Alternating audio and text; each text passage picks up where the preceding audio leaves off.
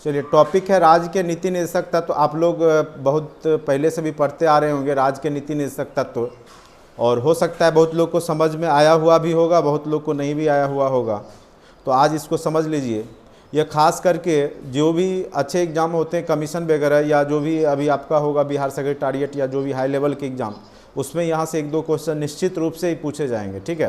क्योंकि वहाँ पे नंबर ऑफ़ क्वेश्चंस ज़्यादा रहते हैं, तो हर एक सेक्शन से ज़्यादा क्वेश्चन पूछा जाता है। वहाँ सिंपल जो जनरल कंपटीशन है एसएससी वगैरह में, तो वहाँ तो 25 क्वेश्चन है ही, तो हो सकता है रहेगा या नहीं भी रह सकता है। लेकिन आपके जो भी अच्छे एग्जाम हैं उसमें यहाँ से क्वेश्चंस रहते हैं, ठीक है। तो राज्य के नीति निर्देशक तत्व का इंग्लिश होता है directive principle of state policy, ठीक है। अब देखिए इसका परिचय क्या है, ये क्या होता है, तो उसके बारे में जानिए, ठीक है। यह जो होता है एक प्रकार से केंद्र के द्वारा राज्य को दिया जाने वाला निर्देश होता है, जो कि एक लोक कल्याणकारी राज्य की स्थापना करता है। आप इसमें, आपके पास साउंड जा रहा है अच्छे से? हाँ, ठीक। तो यहाँ पर देखिए सामान्य परिचय में जो लिखा हुआ है वो समझिए पहले। भारतीय संविधान के भाग 4 में, तो कई बार क्वेश्चन पूछ देगा आपको कि राज्य के नीति निर्देशक तत्व कितने भाग में इसकी चर्चा की गई है। तो राज्य का नीति निर्देशक तत्व याद रखना है भाग 4 में है, और भाग 3 में आपके जो है मौलिक अधिकार रहते हैं। क्योंकि उसमें जो है आप देखेंगे कि 36 से 51 राज्य का नीति निर्देशक तत्व लिखा हुआ है संविधान के अनुच्छेद में। तो ये क्वेश्चंस कई बार पूछा है कि राज्य के नीति निर्देशक तत्व अनुच्छेद कहाँ से कहाँ तक है। तो अनुच्छेद 36 से 51 तक याद रखना है। ये जो पॉइंट आप देख रहे होंगे यहाँ स्क्रीन पे 36 से 51, ठीक है। तो ये 36 से 51 और नोट्स होगा तो उसमें अपना लिख के रखा कीजिएगा, पहले हम भेज देते हैं तो वो वहाँ घेरा उरा लगाने में आपको मदद मिलेगा। तो ये क्वेश्चन कई बार पूछा है कि राज्य का नीति निर्देशक तत्व अनुच्छेद कहाँ से कहाँ तक है। तो 36 से 51 नहीं भूलना है, अनुच्छेद 36 से 51 राज्य के नीति निर्देशक तत्व है। इससे पहले जो है वह आपका जो है मौलिक अधिकार है। आप पढ़े होंगे अनुच्छेद लगभग 12 से लेकर के 35 तक जो है आपका यही चलता है। तो यहाँ पर देखिए भारतीय संविधान के भाग 4 अनुच्छेद 36 से 51 के तहत राज्य के नीति निर्देशक तत्वों से संबंधित प्रावधान है। ये प्रावधान राज्य के लिए दिए गए सकारात्मक निर्देश भी माने जाते हैं। कहने का अर्थ है अनुच्छेद 36 से 51 में केंद्र क्या किया है कि राज्य को एक निर्देश दे दिया है कि आप किस प्रकार से लोक कल्याणकारी कार्य को कीजिएगा। लेकिन राज्य के नीति निर्देशक तत्व का एक खामी ये है, सबसे बड़ा ड्रॉबैक कह सकते हैं, कि यह न्यायालय में वाद योग नहीं है। यानी कोई भी राज्य सरकार अगर इसको नहीं मानती है तो केंद्र उस पर केस नहीं कर सकता है। ये सबसे बड़ा ड्रॉबैक है। लेकिन राज्य का नीति निर्देशक तत्व एक कल्याणकारी राज्य की संकल्पना के लिए ज़रूरी था। आगे बताएंगे क्यों ज़रूरी था, गांधी जी इसके बारे में क्या बोले हैं, भीमराव अंबेडकर क्यों इसको जो है प्रधान पार्ट बताए हैं, मेन पार्ट बताए हैं संविधान का। देखिएगा आगे चर्चा होगा उसका। चलिए अब देखिए उद्देश्य क्या है राज्य के नीति निर्देशक तत्व का। सबसे पहला उद्देश्य देखिए यहाँ लिखा हुआ है लोक कल्याणकारी राज्य की स्थापना। सबसे पहला आपको बता ही दिए डीपीएसपी क्यों बनाया गया है कि जो राज्य होना चाहिए वो लोक कल्याणकारी होना चाहिए, यानी जनता का ज़्यादा से ज़्यादा हित सोचने वाला होना चाहिए। दूसरा, समग्र लोकतंत्र की स्थापना सत्ता परिवर्तन के साथ साथ व्यवस्था परिवर्तन का उद्देश्य। दूसरे शब्दों में राजनीतिक, सामाजिक एवं आर्थिक लोकतंत्र की स्थापना सुनिश्चित करना।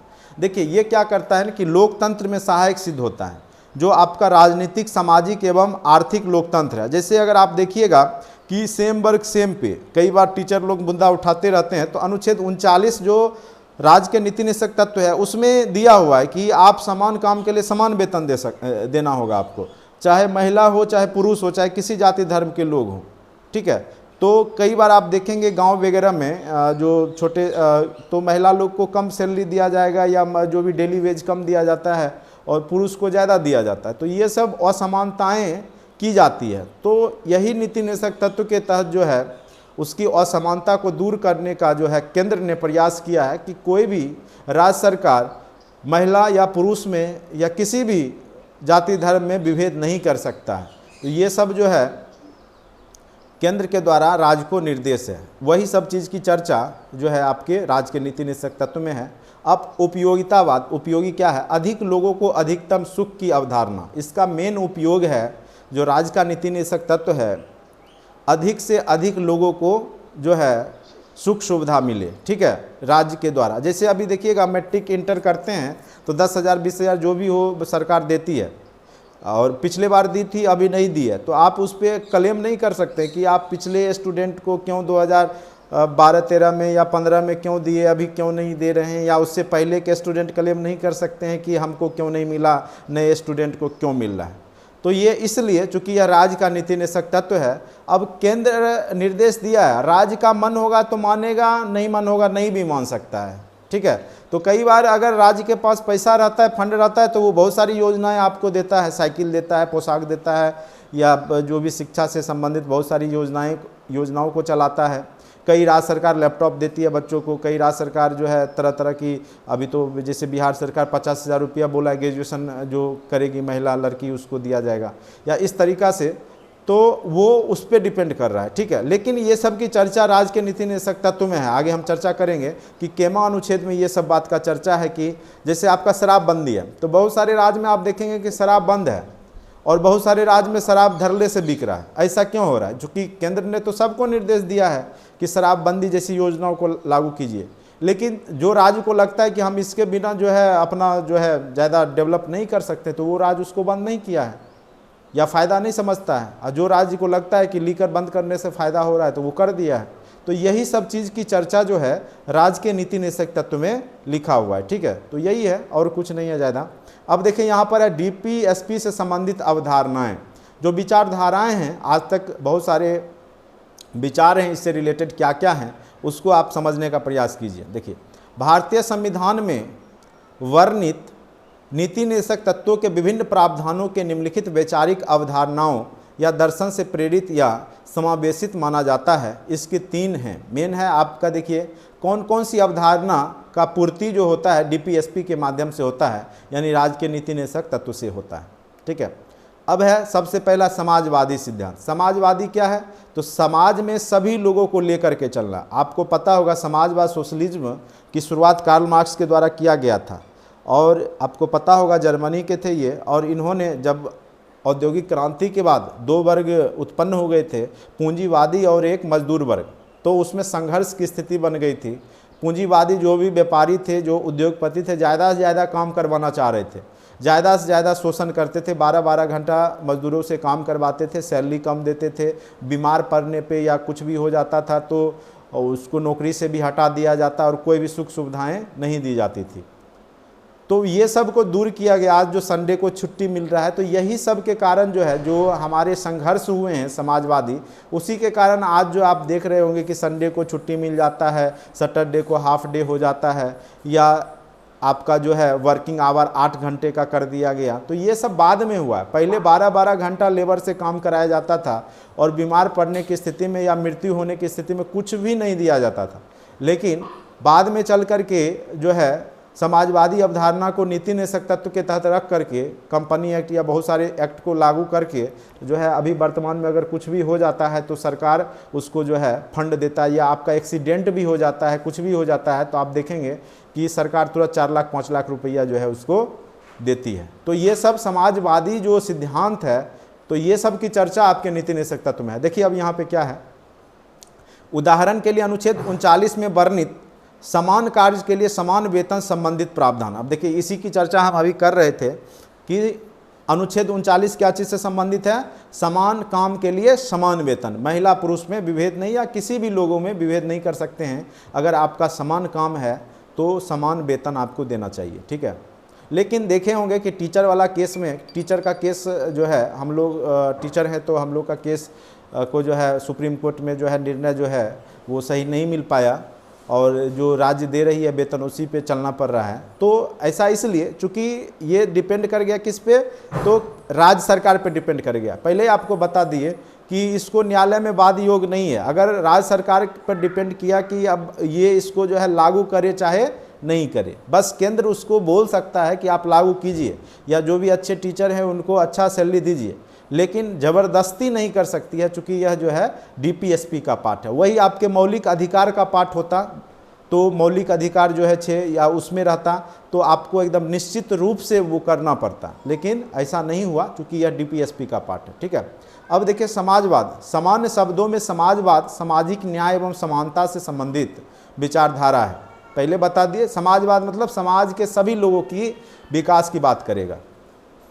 ठीक है, इसका विकास देखिए 18वीं सदी के औद्योगिक क्रांति के परिवेश में विकसित हुआ। देखिए अब विश्व इतिहास को इसमें इंक्लूड किया गया। इसके तहत उत्पादन एवं वितरण के साधनों पर समाज के सभी वर्गों के बराबर हल की बात की गई थी। आप पढ़े होंगे कार्ल मार्क्स का जो है दास कैपिटल, वो समाजवाद और पूंजीवाद पर आधारित बुक है जिसमें कि बताया गया है। तो वो सब बुक भी बहुत ही महत्वपूर्ण है, लेकिन आप लोग उतना डीपली पढ़ने की आवश्यकता नहीं है। बस जान लीजिए कि दास कैपिटल किसके द्वारा लिखा गया था, तो कार्ल मार्क्स के द्वारा, और वो समाजवाद के प्रवर्तक थे। चलिए, इसके तहत उत्पादन एवं वितरण के साधनों पर समाज के सभी वर्गों के बराबर हक की बात की गई है। चूँकि ब्रिटेन में सर्वप्रथम औद्योगिक क्रांति हुई, कई बार यह क्वेश्चन पूछ सकता है कि सर्वप्रथम औद्योगिक क्रांति कहाँ हुई, तो ब्रिटेन में हुई थी। इसके कारण प्रारंभिक समाजवाद विचारक जैसे रॉबर्ट ओवन ब्रिटेन से हुए, लेकिन इस विचारधारा को व्यापक विस्तार जो है कार्ल मार्क्स द्वारा प्राप्त हुआ। कार्ल मार्क्स ने वैज्ञानिक समाजवाद की बात करते हुए द्वंद्वात्मक भौतिकवाद की अवधारणा प्रस्तुत की।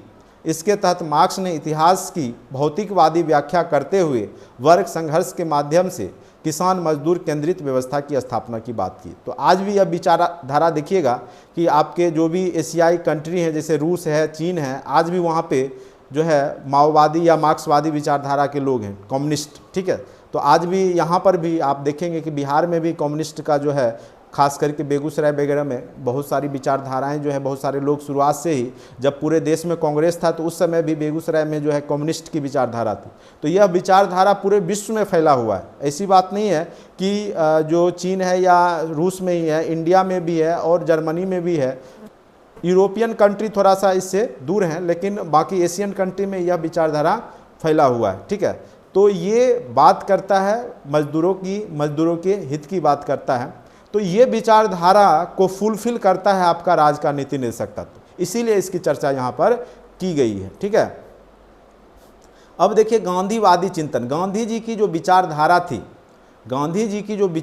थी उसको भी डीपीएसपी जो है समाहित करता है, और उनके विचारधारा की भी पुष्टि आप देख सकते हैं कि राज के नीति निर्देशक तत्व से मिलता है। जैसे देखिए यहाँ पर क्या लिखा हुआ है, नीति निर्देशक तत्वों पर इस चिंतन का भी समावेश माना जाता है। किसका? तो गांधी जी का। उदाहरण के लिए अनुच्छेद 40 के तहत ग्राम पंचायत।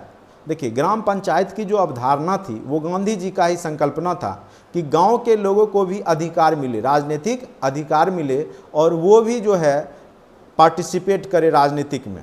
तो ये सबसे पहले अवधारणा भारत में गांधी जी का ही था। और बाद में चल करके देखेंगे कि शुरुआत में अनुच्छेद 40 जो रहता है वह राज्य के नीति निर्देशक तत्व के तहत रहता है। तो बहुत सारे राज्य क्या करते हैं कि मुखिया सरपंच का चुनाव कराते हैं और बहुत सारे नहीं भी करवाते। बिहार में भी आप देखिएगा तो मुझे लगता है शायद 95 के बाद ही रेगुलर जो है चुनाव हुआ है। उससे पहले जो है 10-10, 15 साल, 20-20 साल पे चुनाव होता था मुखिया सरपंच का। ठीक है, तो रेगुलर मेंटेन नहीं किया जाता था। लेकिन जब इसको अनुच्छेद 343 के तहत कर दिया गया तब जाकर के उस दिन से रेगुलर हो गया। क्योंकि उससे पहले यह राज्य का नीति निर्देशक तत्व था, तो राज्य का मन होता था तो करता था, नहीं मन होता था तो नहीं चुनाव करवाता था। लेकिन बाद में जाकर के इसको रेगुलर कर दिया गया। अनुच्छेद अलग में भी इसका शायद 343 में इसकी चर्चा है। ठीक है, तो अनुच्छेद 40 के तहत ग्राम पंचायत जो है गांधीवादी चिंतन, यह चिंतन राजनीतिक, आर्थिक, सामाजिक, सांस्कृतिक आदि विभिन्न परिप्रेक्ष्य में समझा जा सकता है। ठीक है, तो आप इस विचारधारा को समझ सकते हैं कि गांधीवादी विचारधारा जो है विकेंद्रीकरण की विचारधारा, यह आपके राज्य के नीति निर्देशक तत्व से प्रेरित है। और आप देखेंगे कि यह क्वेश्चन कई बार पूछा है कि ग्राम पंचायत से संबंधित कौन सा अनुच्छेद है या पंचायती राज व्यवस्था से संबंधित अनुच्छेद कौन सा है, तो अनुच्छेद 40 बहुत ही इम्पोर्टेंट है। इस अनुच्छेद 40 को बगल में अगर कॉपी होगा तो लिख सकते हैं, पंचायती राज व्यवस्था अनुच्छेद 40 या ग्राम पंचायत, बहुत ही इंपॉर्टेंट है। राज्य के नीति निर्देशक तत्व के तहत कई बार यह क्वेश्चन पूछे गए। यही सब क्वेश्चन अंदर से पूछ देता है, बहुत लोग कंफ्यूज हो जाते हैं। अब है उदारवादी बौद्धिक सिद्धांत। अब देखिए इसका प्रभाव अनुच्छेद 44 में वर्णित समान नागरिक संहिता से होता है। अब देखिए समान नागरिक संहिता क्या है। जैसे अगर आप देखिएगा 3 तलाक का मुद्दा, नहीं, पहले क्या था कि मुस्लिमों का एक अलग लॉ था, नियम था, जो कि आपका मुस्लिम लॉ कहलाता है। तो उसके तहत जो है शरीयत का कानून जिसको बोलते हैं, तो उसके तहत क्या था कि 3 तलाक में क्या था कि अगर मुस्लिम महिलाएं 3 बार तलाक बोल दी तो डाइवोर्स हो जाता था। और वही हिंदू में क्या है कि अगर आप केस करते हैं, डाइवोर्स फाइल करते तब होता है। तो वही 3 बार तलाक बोलने वाला जो सिस्टम है वो नरेंद्र मोदी की सरकार ने ख़त्म कर दिया। तो वही समान नागरिक संहिता, यानी हिंदू हो चाहे मुस्लिम हो, सब के लिए एक कानून होगा। डाइवोर्स होगा यानी डाइवोर्स होगा तो उसके लिए आप कानूनी प्रक्रिया अपनाइएगा। ये नहीं कि अब आए नशे में 3 बार तलाक बोल दिए तो बात ख़त्म हो गया। तो अब ऐसी बात नहीं है, लेकिन अब मानने पर डिपेंड करता है। एक तरफ अगर आप देखिएगा तो संविधान आपको बहुत सारे छूट दिया है, दूसरी तरफ आपको कंट्रोल कर लिया है। तो अनुच्छेद 44 जैसे अनुच्छेद 25 है, उसी का अगर आप कहिएगा तो विपरीतार्थक है। अनुच्छेद 25 बोलता है कि आप अपने धर्म के आधार पर अपनी संस्कृति बचा सकते हैं। अनुच्छेद 25 से आप देखेंगे धार्मिक स्वतंत्रता की बात करता है। वहीं अनुच्छेद 44 फिर क्या किया, उस पर कंट्रोल कर दिया। नहीं, आप जो भी गलत रीति रिवाज है उसको फॉलो नहीं कर सकते हैं, सबको समान रूप से मानना होगा। तो ये याद रखना है। कई बार ये पूछ सकता है कि 3 तलाक का मुद्दा किस अनुच्छेद के तहत जो है क्लियर किया गया, ये जो अभी, तो अनुच्छेद 44 का ही मुद्दा था ये, समान नागरिक संहिता। ये कई बार पूछा हुआ है, समान नागरिक संहिता अनुच्छेद कितना में चर्चा किया गया है, तो है अनुच्छेद 44 में। देखिए, इसको हम आज बिहार के परिप्रेक्ष्य में भी आपको समझाएंगे, थोड़ा लंबा वीडियो चलेगा, लेकिन एक बार अगर आप अच्छे समझ लीजिएगा तो शायद डीपीएसपी में फिर आपको ज़िंदगी में कभी प्रॉब्लम नहीं होगा। उसके बाद है, चलिए, डीपीएसपी तत्वों का वर्गीकरण। डीपीएसपी को हम कई भाग में बांट करके उसके अनुच्छेद को पढ़ सकते हैं, क्योंकि राजनीतिक लोकतंत्र, सामाजिक लोकतंत्र की स्थापना का जो है मेन उद्देश्य ही है इसका, डीपीएसपी का। देखिए यहाँ क्या लिखा हुआ है उसको समझिए। डीपीएसपी के विभिन्न प्रावधानों को तो भारतीय संविधान में वर्गीकृत तो नहीं किया गया है, पर अध्ययन की सुविधा के लिए इसे राजनीतिक लोकतंत्र, सामाजिक लोकतंत्र और आर्थिक लोकतंत्र, पर्यावरण और अंतर्राष्ट्रीय शांति एवं सुरक्षा के परिप्रेक्ष्य में बांटा गया है। जैसे आप देखिएगा कि अनुच्छेद 51 क्या है, अंतर्राष्ट्रीय सुरक्षा की बात करता है कि आप जो है, आपका देश शुरुआत से वसुधैव कुटुंबकम की बात करता है, पूरा विश्व ही परिवार है। तो वह विचारधारा भी आपके राज्य के नीति निषेधक तत्व में अनुच्छेद 51 में दिया गया। ये नहीं कि बगल में नेपाल है तो जाकर 2-4 गो बम छोड़ के आ गए, ठीक है, तो वो नहीं करना है। विश्व के साथ आपको शांति व्यवस्था कायम करना है, ठीक है, या कोई भी दुश्मन देश है उससे दोस्ती भी नहीं करना है, ठीक है। देखिए यहाँ पर क्या है, म्यूट कीजिए, जो लोग का ऑन है म्यूट कीजिए प्लीज, म्यूट कर लीजिए, म्यूट कीजिए।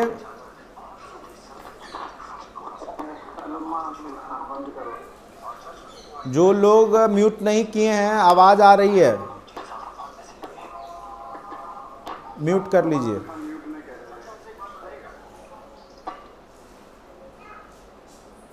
चलिए, अब है राजनीतिक लोकतंत्र, ठीक है।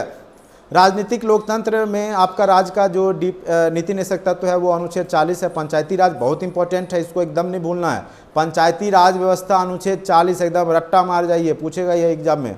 अनुच्छेद 50 जो है शक्तियों का पृथकीकरण। अनुच्छेद 50 के तहत क्या है कि जो भी आपके शक्ति हैं, जो भी आपका न्यायपालिका, चाहे आपका कार्यपालिका हो, चाहे विधायिका हो, तीनों की अलग अलग शक्तियां हैं और तीनों में कोई भी एक दूसरे में जो है इंटरफेयर नहीं करता है। तो यही शक्तियों का पृथकीकरण अनुच्छेद 50 है। सामाजिक लोकतंत्र के तहत देखिए राज्य का नीति निषेधक तत्व क्या है, अनुच्छेद 38, राज्य के लोक कल्याण के विकास के लिए सामाजिक व्यवस्था का निर्माण करें। अगर आपको राज्य का विकास करना है तो सामाजिक जो है वो समानता पे जोर देना है। उसके बाद है अनुच्छेद 44, समान नागरिक संहिता, ये बहुत इंपॉर्टेंट है अनुच्छेद 44, ये पूछ सकता है। और फिर यह अनुच्छेद 45, खास करके जो टीचिंग में जुड़े हुए हैं या टीचर हैं उनके लिए तो बहुत ही महत्वपूर्ण है। ये कई बार STT TET एग्जाम में पूछा हुआ है कि 6 वर्ष से कम आयु के बच्चे की बाल्यावस्था की देखभाल और शिक्षा का प्रावधान अनुच्छेद कितना में किया गया है, तो अनुच्छेद 45 में किया गया है। ये बहुत इंपॉर्टेंट है, शिक्षा जगत में यह क्वेश्चंस बार बार पूछे जाते हैं।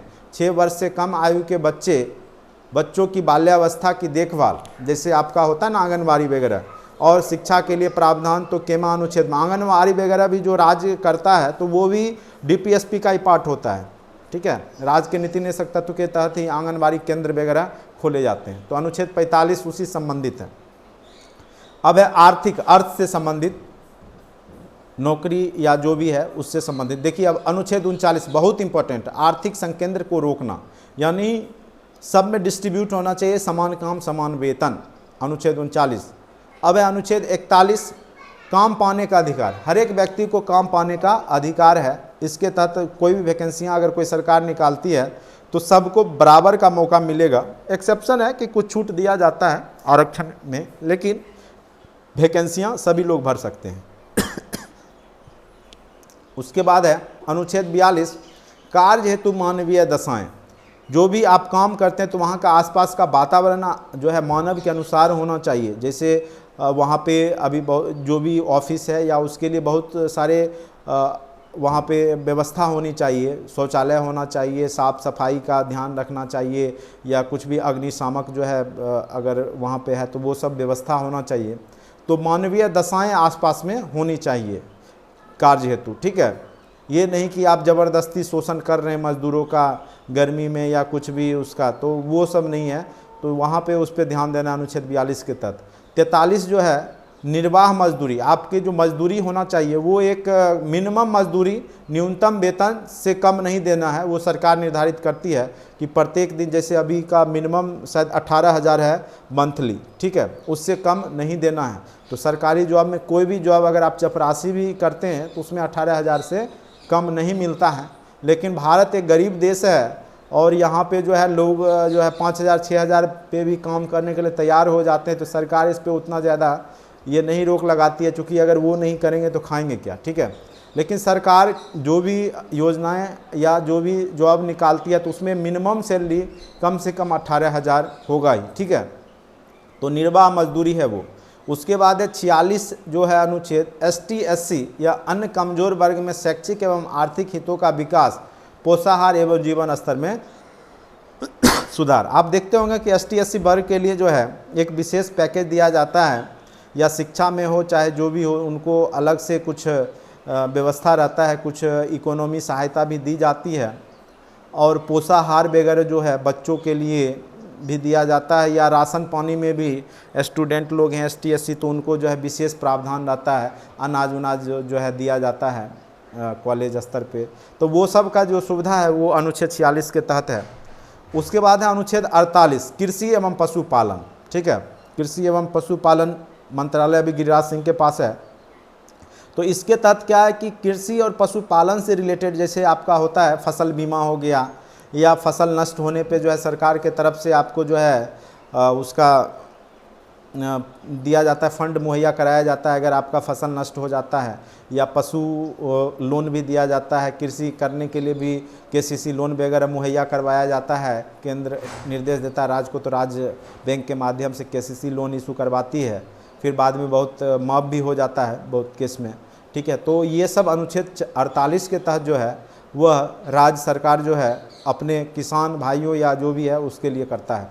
तो यहाँ पे अनुच्छेद 48 याद रखना है आपको, कृषि एवं पशुपालन बहुत इंपॉर्टेंट है, ये हो सकता है पूछ सकता है आपको। एक है नेक्स्ट है सबसे ज़्यादा इंपॉर्टेंट इसमें अभी वर्तमान में मुझे लगता है 48 को ये बार बार पूछ रहा है, चूँकि अभी पर्यावरण एवं पारिस्थितिकी का जो है जलवायु परिवर्तन हो रहा है।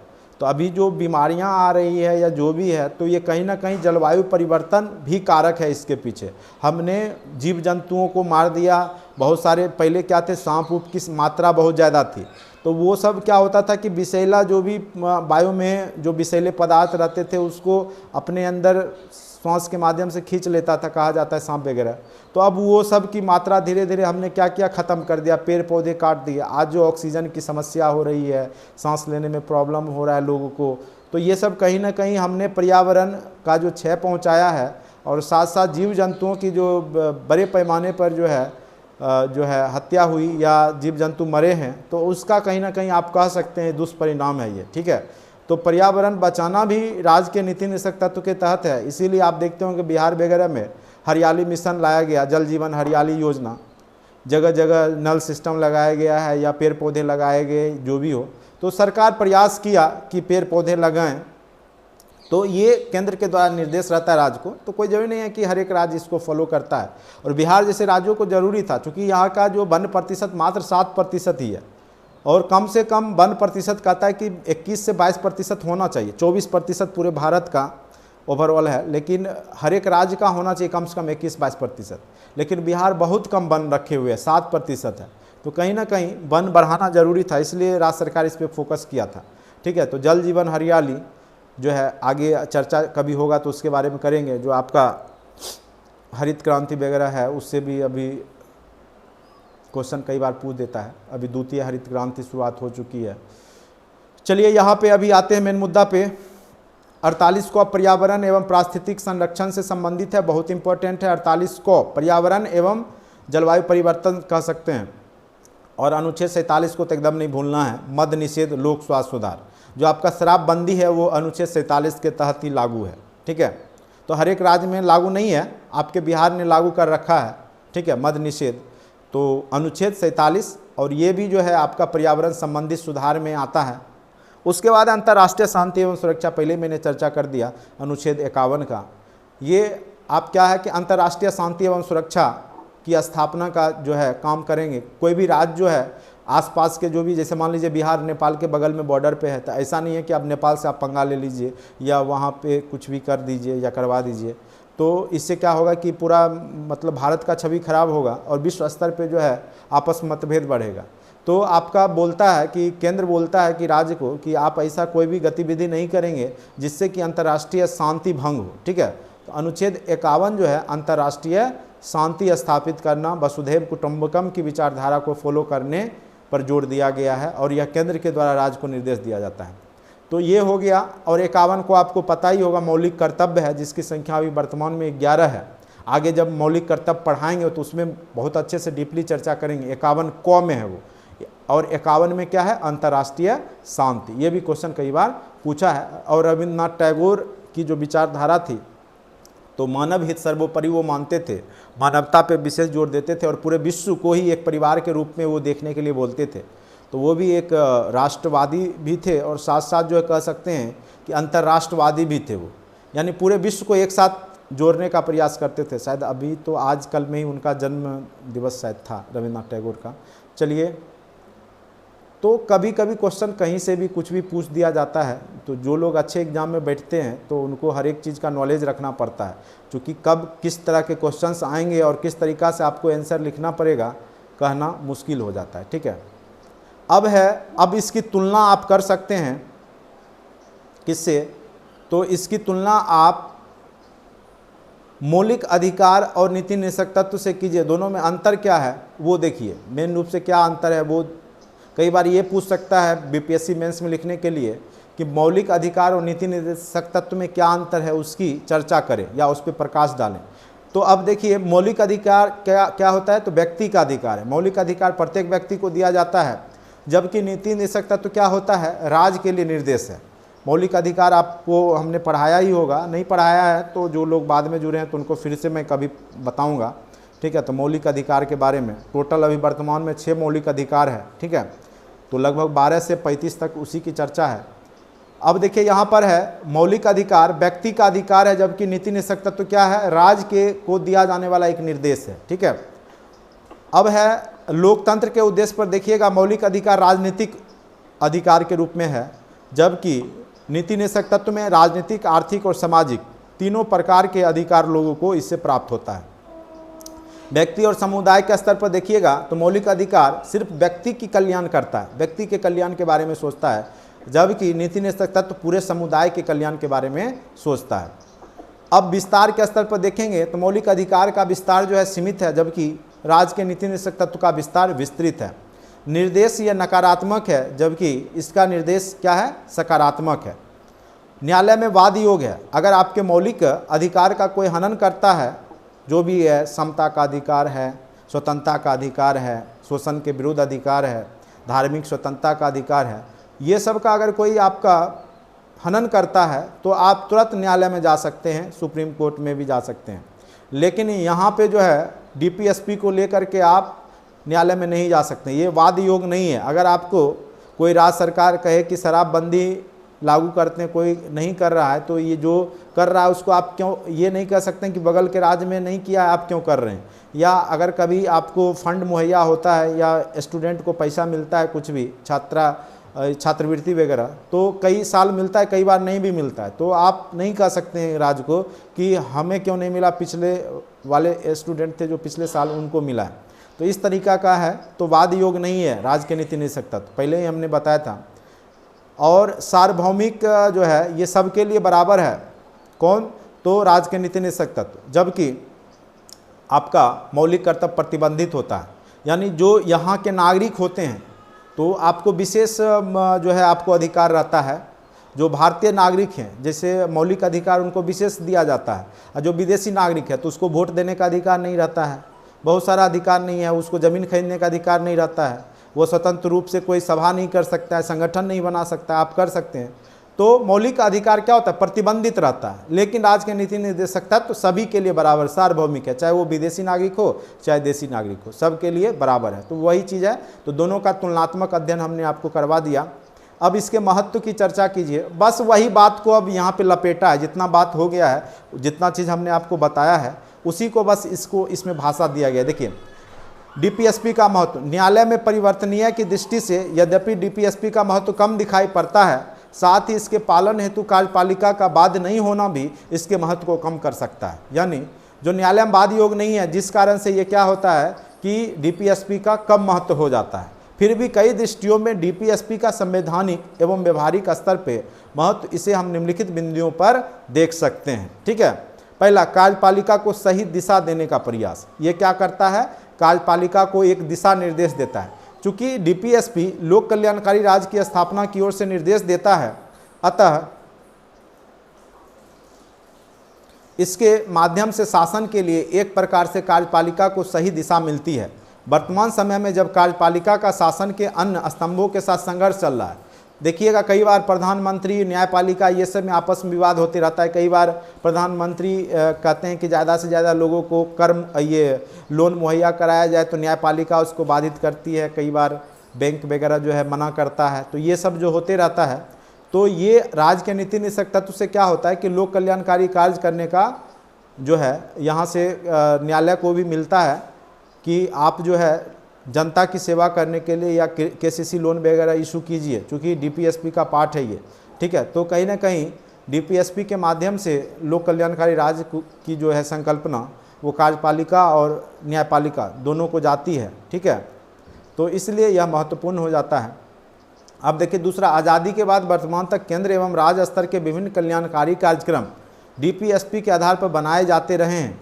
जैसे अनुच्छेद 38 से 39 जमींदारी उन्मूलन अधिनियम। देखिए ये बहुत ही महत्वपूर्ण जो है अनुच्छेद है।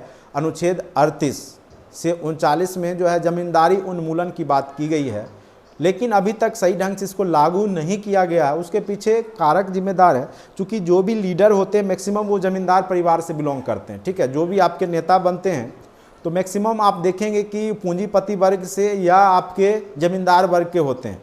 तो वो इसको सही ढंग से आज तक स्वतंत्रता प्राप्ति के बाद से लेकर के अभी तक इसको सही से लागू नहीं करा पाए हैं। लेकिन जमींदारी उन्मूलन की बात जो है अनुच्छेद में चर्चा 38 में पहले से ही राज्य के नीति निदेशक तत्व के तहत कर दी गई है कि एक लिमिट में ज़मीन होना चाहिए सबको, उससे ज़्यादा कोई भी ज़मीन अपने नाम से नहीं रख सकता है। ठीक है, तो ये सब है, लेकिन अभी तक इस पर सही ढंग से जो है जांच, जैसे नोटबंदी हुआ तो उसमें लिमिट हो गया कि आप इतना पैसा रख सकते हैं, धन रख सकते हैं। उसी प्रकार से आपका जो है चकबंदी अधिनियम आया है। ठीक है, ज़मींदारी से रिलेटेड, भूमि से रिलेटेड, लेकिन उसको सही ढंग से जिस प्रकार से नोटबंदी को लागू किया गया उस ढंग से आज तक जो है इस भूमि वाला अधिनियम को लागू नहीं किया गया। अगर वो लागू किया जाएगा तो मुझे लगता है एक बहुत समतामूलक समाज की स्थापना भारत में हो सकती थी, लेकिन यह स्वतंत्रता प्राप्ति के समय ही होना चाहिए था। लेकिन अब बहुत टाइम हो गया है, अब मुश्किल है।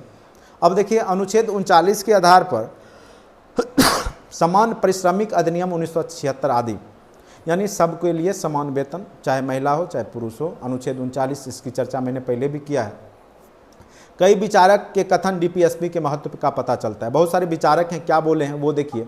BR अम्बेडकर इसको बोलते हैं डीपीएसपी आर्थिक लोकतंत्र की स्थापना का साधन है। यानी आपके समाज में जो आर्थिक जो व्यवस्था फैली हुई है इनकम का, उसमें समान रूप से विकास का जो है माध्यम है डीपीएसपी। इसी के माध्यम से समान काम समान वेतन को देखिए, चाहे बहुत सारी योजनाएं हैं केसीसी लोन वगैरह। तो ये आर्थिक लोकतंत्र की स्थापना में जोर देता है, ऐसा भीमराव अंबेडकर ने बोला है। एक के.एम. पनिकर हैं, ये भी संविधानविद हैं, और इन्होंने बोला है कि आर्थिक क्षेत्र में समाजवाद लाने का सहायक, बस वही बात है, ये भी बस बात को बस दूसरे ढंग से पेश किया है, आर्थिक क्षेत्र में समाजवाद को लाने में सहायक होगा, के.एम. पनिकर ने बोला है। अब देखिए ये ब्रिटेन के हैं ग्रेडविल ऑस्टिन, ये क्या कहते हैं, और ग्रेडविल ऑस्टिन ने इसको संविधान का आत्मा बता दिया है। ठीक है, अलग अलग लोग संविधान का आत्मा, कोई जो है प्रस्तावना को आत्मा बताए हैं, भीमराव अंबेडकर ने जो है अनुच्छेद 32 को आत्मा बताया है, और ग्रेडविल ऑस्टिन जो हैं ये भी संविधानविद हैं, ब्रिटेन के हैं। तो ये जो बोलते हैं कि डीपीएसपी संविधान की मूल आत्मा है तथा सामाजिक क्रांति का साधन भी, ये डीपीएसपी को ही मूल आत्मा बता दे। तो जो मेंस राइटिंग करेंगे वो ग्रेडविल ऑस्टिन की यह विचारधारा को जरूर लिखिएगा कि ग्रेडविल ऑस्टिन ने डीपीएसपी को मूल आत्मा बताया, ठीक है, और सामाजिक क्रांति का साधन भी बताया। इससे आप इसके महत्व को और बढ़ा चढ़ा सकते हैं, किसके, डीपीएसपी को। अब देखिए यहाँ लिखा हुआ है ब्रैकेट में, अधिकांश विद्वान प्रस्तावना को संविधान की आत्मा बताए हैं, जैसे के.टी. शाह हैं, उन्होंने प्रस्तावना को बताया था। अंबेडकर ने संवैधानिक उपचारों का अधिकार अनुच्छेद 32 को जो है बताया मौलिक ये संविधान की आत्मा, जबकि ग्रेडविल ऑस्टिन ने डीपीएसपी को। तो यहाँ से क्वेश्चन अगर पूछेगा तो कन्फ्यूज आप हो सकते हैं। अगर पूछे कि ग्रेडविल ऑस्टिन ने किसको संविधान की मूल आत्मा बताया तो कई लोग उसमें मार के आ जाएंगे प्रस्तावना, या कन्फ्यूज हो जाएंगे। ठीक है, तो यहाँ याद रखना है ग्रेडविल ऑस्टिन ने डीपीएसपी को ही संविधान की आत्मा बताया है, जबकि के.टी. शाह बताए थे प्रस्तावना को, और भीमराव अंबेडकर जो बताए थे अनुच्छेद 32 को, जो कि संवैधानिक उपचारों का अधिकार है। ठीक है, तो इस प्रकार से अब आते हैं नेक्स्ट, न्यायालय में परिवर्तनीय नहीं। आलोचना इसलिए होता है डीपीएसपी का क्योंकि यह न्यायालय में वाद योग नहीं है। तर्कहीन व्यवस्था, संवैधानिक टकराव का माध्यम, कई बार संवैधानिक टकराव हो जाता आपस में कार्यपालिका न्यायपालिका में, इसी के माध्यम से। लास्ट में निष्कर्ष है, कुल मिलाकर अपनी कई सीमाओं के बावजूद डीपीएसपी लोक कल्याणकारी राज्य की दृष्टि से उल्लेखनीय है। के.टी. शाह का कथन अभी मैंने बताया था प्रासंगिक है। डीपीएसपी एक ऐसा चेक है जो बैंक के सुविधा के अनुसार अदा किया जाता है, जैसा देश को ज़रूरी होता है, जैसा राज्य को ज़रूरी होता है, उस तरीका के कानून लागू करके डीपीएसपी के माध्यम से काम किया जाता है। ठीक है, तो ये था केंद्र स्तर पे डीपीएसपी के महत्व। तो यहाँ क्वेश्चन सिंपल, अगर बीपीएससी मेंस में पूछेगा तो पूछेगा कि राज्य के नीति निर्देशक तत्व की विशेषताओं तथा उसकी कमियों को बतावें, या विशेषताओं पे प्रकाश डालें, या आलोचनात्मक वर्णन करें, इस तरीका से पूछ सकता है। और सेकेंड पार्ट में पूछेगा कि बिहार के संदर्भ में इसकी चर्चा कीजिए। ठीक है, अब देखिए ये तो था आपके पूरा सेंट्रल, अब बिहार के संदर्भ में थोड़ा सा इसकी चर्चा हम कर लेते हैं। ठीक है, बिहार में क्या क्या आज तक डीपीएसपी पे कार्य हुए हैं, तो बिहार के संदर्भ, चूंकि बिहार लेवल के एग्जाम में बिहार से रिलेटेड क्वेश्चन पूछ सकता है, जैसे सेक्रेटारिएट है चाहे बीपीएससी है, उसमें बिहार से रिलेटेड यहाँ से क्वेश्चन पूछे जाएंगे। ठीक है, तो बिहार में क्या क्या है तो उसकी चर्चा हम करते हैं अभी।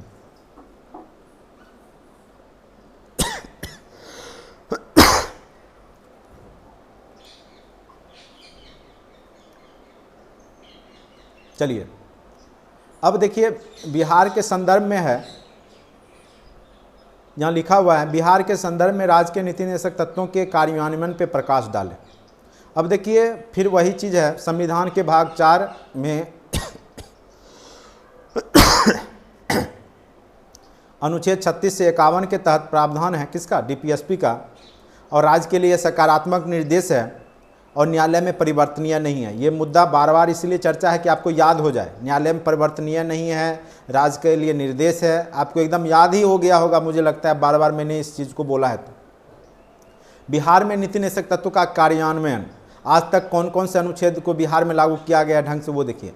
अनुच्छेद 38-39 को आधार मानकर बिहार में भूमि सुधार संबंधित प्रावधान किए गए हैं। तो पहले ही बताए थे, अभी पिछले उसमें 1976 में जो है भूमि संबंधी अधिनियम जो बनाया गया, जमींदारी उन्मूलन अधिनियम, तो अनुच्छेद 38-39 को आधार बना करके, तो ये भी बिहार में किया गया है।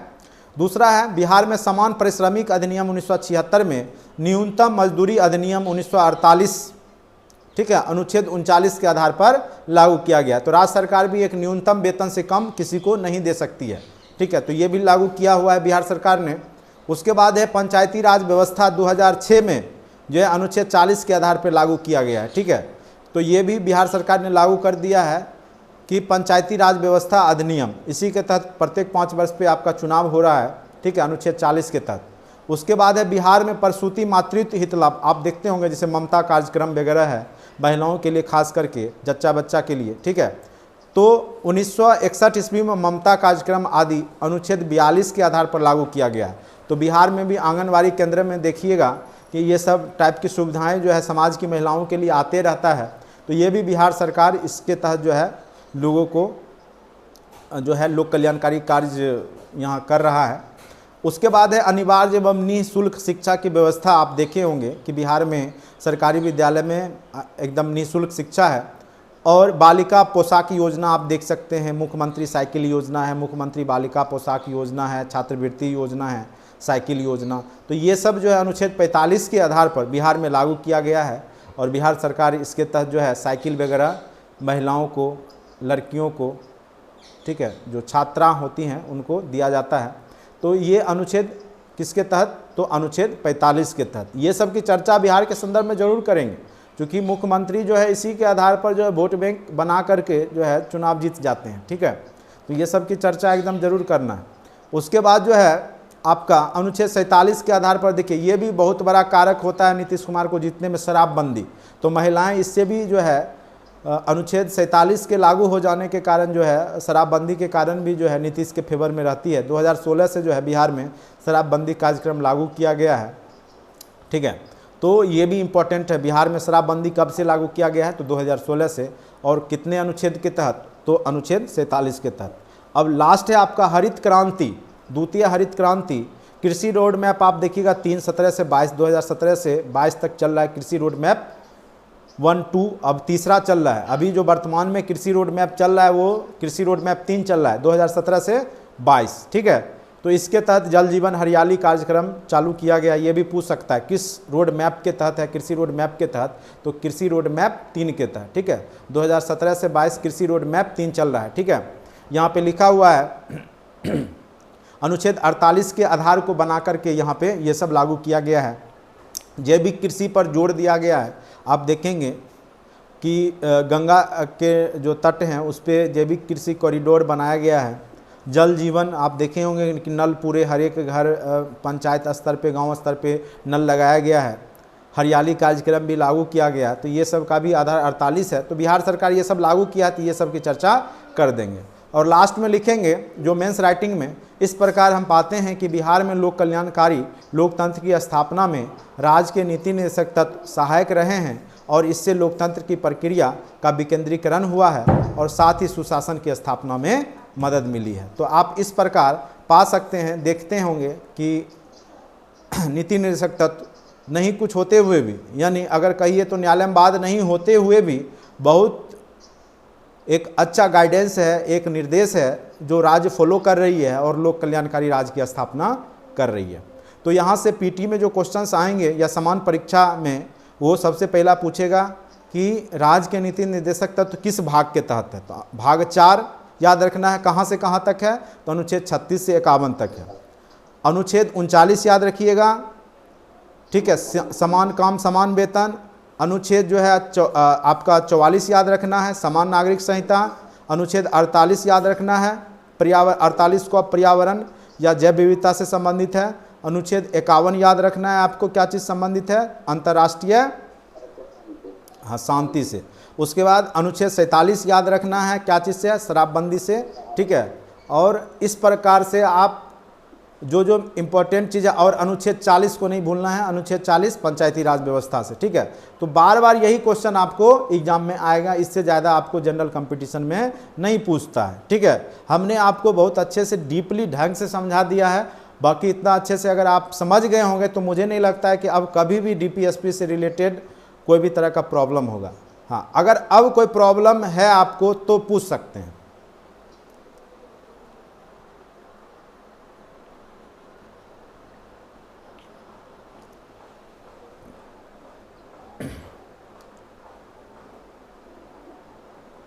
कोई पूछना चाहते हैं तो पूछ सकते हैं। अब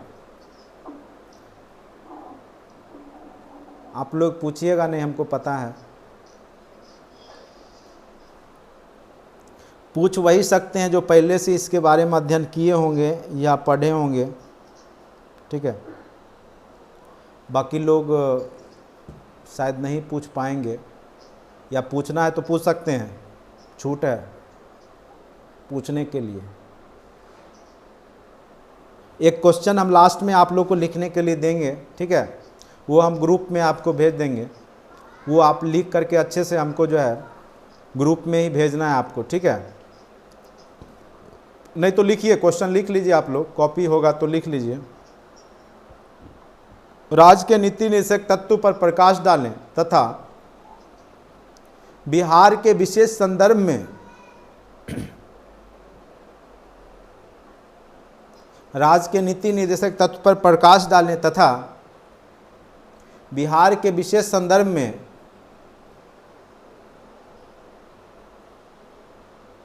राज्य के नीति निर्देशक तत्वों के क्रियान्वयन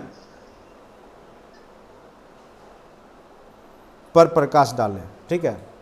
तो 2 क्वेश्चन है आपका, इंक्लूडिंग, इसी तरीका से बीपीएससी पूछता है मेंस राइटिंग में, ठीक है।